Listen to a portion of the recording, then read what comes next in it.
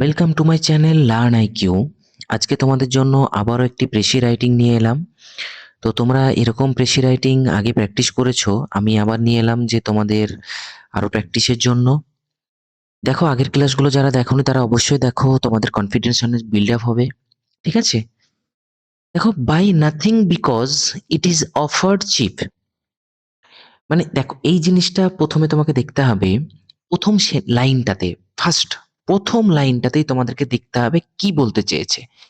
যে এই যে চিপ মানে সস্তা, বাই নাথিং মানে বাই মানে কেনাকাটা, এই যে সস্তা কেনাকাটা এই সমস্ত বিষয়গুলো ওকে প্রথমেই প্রথম লাইনটা একটু ভালো করে একবার থেকে দুবার পড়ে নেবে, তারপরে শুরু করে দেবে। এবার কাউন্টিংটা তো তোমাদেরকে বলেছি কিভাবে করতে হয়। Buy nothing because it is offer cheap, সস্তায় দেওয়া হচ্ছে বলেই কোনো কিছু কিনবেন না। ঠিক আছে? The question should be not is the article অর্থ। প্রশ্নটা হওয়া উচিত এই জিনিসের মূল্যটা কি সত্যি এটাই। ঠিক আছে? অর অর্থ মোর দ্যান, বা তার থেকেও কি মানে সেই দামের থেকেও কি বেশি। ইটস প্রাইস মানে দামের থেকেও বেশি এর দাম। It price but can I not possibly get along without it, বা এটা ছাড়া কি আমার চলবে না। এই যে জিনিসগুলো, তাহলে এই যে অর্থ, ভ্যালু, তারপরে প্রাইস, হ্যাঁ, not possibly get along without ইট, হ্যাঁ, এই সমস্ত জিনিসগুলো কি ছাড়া আমাদের চলবে না। This is the secret of true economy. এই যে ট্রু ইকোনমি, আর কিছু বলার তোমার দরকার নেই, এটা কিন্তু টাইটেল দিতে পারো। ঠিক আছে? তো তোমাদের মধ্যে অনেকেই করবে কি, এটা টাইটেল দিয়ে দেবে ট্রু ইকোনমি। দেবেই, কিন্তু ইকোনমি নিয়েই কিন্তু টাইটেল দেবেই। এখানে কিন্তু তোমাদের নম্বর পাবে না তো সেটা বিষয় না, পরীক্ষাকে ভালো লাগলে এটা 15 দিতে পারে, 18 দিতে পারে, তার ইচ্ছা, সেটা আমি বলছি না। কিন্তু এটা অনেকেই দেবে, তোমার সেই খাতা থেকে একটু আলাদা হওয়াটা দরকার। True economy cartel your needs. ঠিক আছে? তাহলে এটাই হচ্ছে মানে এটাই প্রকৃত সাশ্রয়ের মানে রহস্য, মানে ইকোনমি। এবং এটাই কি করে আপনার চাহিদাকে কমিয়ে নিয়ে আসে। কার্টেল মানে কি, হ্রাস করা, কমানো। নিডসটাকে কি করে, কমানো, কমায়। You can not expect to able to purchase all that would add to your comfort and convenience. মানে মানে তোমরা মানে আপনারা সবকিছুই এফোর্ড করতে পারবেন না, মানে আরাম এবং কিসের জন্য? মানে মানে সব মানে মানে অ্যাকচুয়ালি এখানে বোঝানো হয়েছে যে আপনি সক্ষম হবেন না সবকিছুতেই যেটা আপনাকে সুবিধা এবং আরাম দেয়। তাই না? সুবিধা এখন তো আমরা সবকিছু তো পারি না। আমাদের অনেক সময় কি দরকার হয়? এসির দরকার হয়। কিন্তু আমাদের সেটা এফোর্ড করার ক্ষমতা থাকে না। অনেক সময় আরো ভালো গাড়ির দরকার হয়। আরো ভালো এসেনশিয়াল নিডস এর দরকার হয়। সেগুলো আমাদেরকে পারচেজ করার বা এফোর্ড করার সুবিধা থাকে না। এটা স্বাভাবিক। আমাদের দৈনন্দিন নিডস এর মধ্যেও পড়ে। এইভাবে আমাদের জীবনের সুতোটা বাঁধা হয়েছে। ঠিক আছে?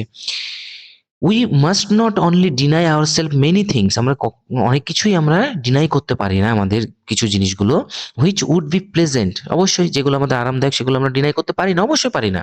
But also many which at first view SIM essential. মানে আমরা এসি ছাড়া চলতে পারি পারি না, পাচ্ছি না, এরকম একটা সিচুয়েশন মানে আমরা মনেই করি এবং সত্যি দরকার। কিন্তু তারপরেও আমাদেরকে মানে অনেক কিছুই দেখতে হয়, মানে ফার্স্ট ভিউ এটা আমাদের কাছে এসেনশিয়াল মনে হয়, এসিটা আমাদের কাছে এসেনশিয়াল। অবশ্যই এখন এসেনশিয়ালিটি, কিন্তু এটা ডিপেন্ড করে আমাদের এফোর্টের উপরে, তাই না?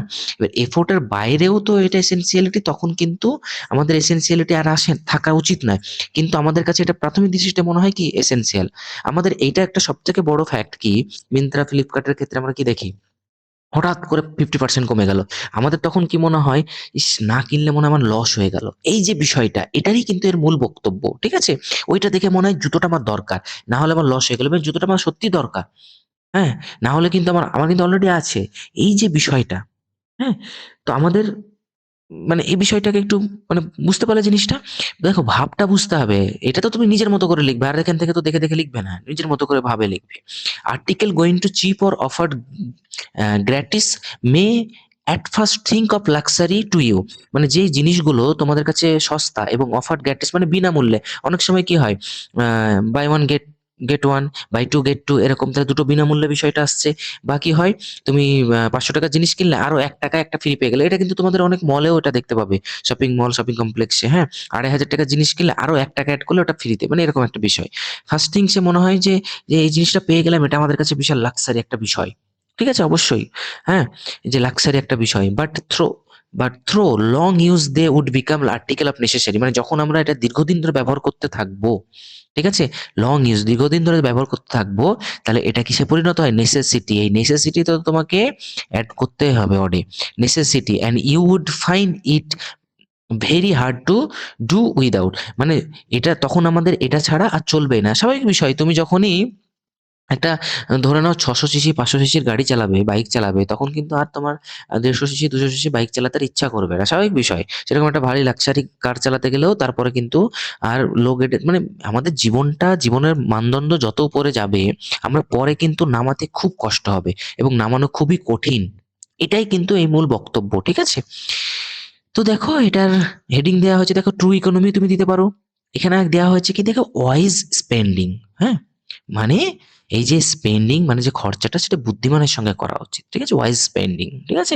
এখানে তোমরা ওয়াইজ স্পেন্ডিং বা wise use of money, use of money, ঠিক আছে। এই যে তোমরা অনেকে বলছো বা এখানে শর্ট করব, যে শর্ট করলে হয়তো ঠিক হবে কি বল, দেখো যত শর্ট করবে, দেখো এই যে ইউজ অফ মানিটাকে শর্ট করতে গেলে স্পেন্ডিং, তাহলে স্পেন্ডিংটা আনতে গেলে কিন্তু ভাবতে হবে, মানে যত শব্দ, মানে এই ভাবটাকে আনতে গিয়ে শর্ট করবে, তত কিন্তু তোমাদেরকে একটু জটিল জটিল ওয়ার্ড বা একটু কমপ্লেক্স ওয়ার্ড ইউজ করতে হবে, বা সেক্ষেত্রে একটু কঠিন হয়ে যায় বিষয়টা। তো সেই জন্য যে খুব শর্ট করার চেষ্টা করবে না, 1/3 বেশি যেন না যায়, 2-3টে শব্দ বেশি গেল সেটা অসুবিধা নেই। তো এটা মাথায় থাকে যেন। তারপরে এটাতেও তোমরা করতে পারো সিম্পলিসিটি, সিম্পলিসিটি, সিম্পলিসিটি দিতে পারো, বা লাইফ ইন সিম্পলিসিটি বা সিম্পলিসিটি ইন লাইফ। এই সমস্ত জিনিসগুলো তোমরা অ্যাড করতে পারো, দেখো একই টাইপের জিনিস। হুম, সবগুলোর ভাবভঙ্গি কিন্তু বোঝা যাচ্ছে। True economy lies in reducing need, স্বাভাবিক বিষয়। Do not buy things merely because it they are cheap, অবশ্যই কেনা উচিত না যে সেটা সস্তায় দিয়ে দিচ্ছে বলে, তাই তো। লাক্সারিজ অফেন বিকাম হ্যাবিট, এই যে লাক্সারিটা তখন এই এই কিসে পরিণত, অভ্যাসে, and habit soon turn into necessities. এই যে নেসেসিটিজ, নেসেসিটি না নেসেসিটিজ, মানে অনেক, এই যে অনেকের ক্ষেত্রে turn into necessities that burden life, ছোট্ট করে বলা হয়েছে দেখো, তখন কি আমাদের জীবনটাকে কি বার্ডেন করে দেয়, বেড়ে ফেলে, ঠিক আছে, এবং আবদ্ধ করে দেয় এই হ্যাবিটগুলো। তাহলে এটা কিন্তু এখন বর্তমান চর্চিত সব থেকে একটি খুবই গুরুত্বপূর্ণ একটি বিষয়। হ্যাঁ, দেখো তোমাদের এটা যে হাসবেই সেটা বিষয় না, কিন্তু এটা তোমাদের এই যে ইংলিশ টার্মগুলো, কিভাবে লিখতে হয়, এই সমস্ত জিনিসগুলো জানা থাকলে না, তোমাদের লেখনীতে কিন্তু আরো ইমপ্রুভ করবে। একটা প্রেসি যদি তোমরা ভালো করে লিখতে পারো, তোমরা কতগুলো যে রিপোর্ট রাইটিং লিখতে পারবে, সেটা তোমাদের লেখনী শক্তি কতটা ইনক্রিজ হয় তোমরা ভাবতেই পারবে না। রিপোর্ট রাইটিং এ তোমাদের তো কি পয়েন্ট দেওয়া থাকে, সেখান থেকে জোড়ো, কমপ্লেক্স কম্পাউন্ড ওয়ার্ড যোগ করো, কিছু ডেটার যোগ করো, পারলে কিছু হেডিং ইয়ে পাঁচলাইন, বাস হয়ে গেল, ঠিক আছে। তো এইগুলো তোমাদেরকে জানতে হবে, হ্যাঁ।